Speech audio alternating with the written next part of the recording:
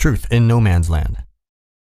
I trained to become a clinical psychologist at McGill University in Montreal. While doing so, I sometimes met my classmates on the grounds of Montreal's Douglas Hospital, where we had our first direct experiences with the mentally ill. The Douglas occupies acres of land and dozens of buildings. Many are connected by underground tunnels to protect workers and patients from the interminable Montreal winters.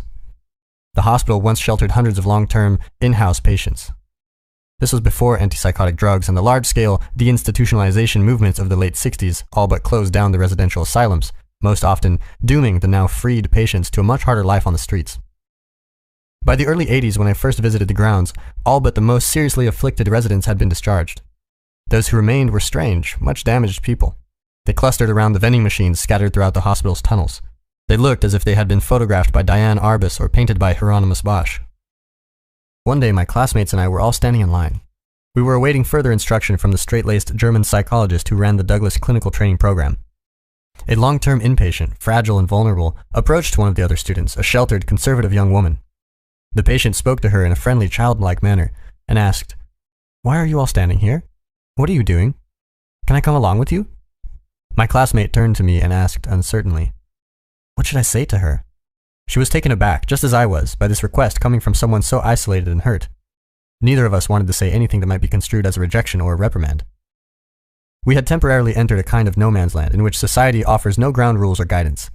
We were new clinical students, unprepared to be confronted on the grounds of a mental hospital by a schizophrenic patient asking a naive, friendly question about the possibility of social belonging. The natural, conversational give and take between people attentive to contextual cues was not happening here either. What exactly were the rules in such a situation far outside the boundaries of normal social interaction? What exactly were the options? There were only two as far as I could quickly surmise. I could tell the patient a story designed to save everyone's face, or I could answer truthfully.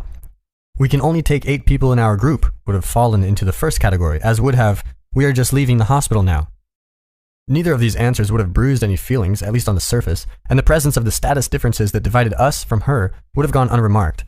But neither answer would have been exactly true, so I didn't offer either. I told the patient as simply and directly as I could that we were new students training to be psychologists, and that she couldn't join us for that reason. The answer highlighted the distinction between her situation and ours, making the gap between us greater and more evident.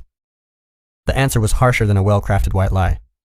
But I already had an inkling that untruth, however well meant, can produce unintended consequences. She looked crestfallen and hurt, but only for a moment. Then she understood, and it was all right. That was just how it was.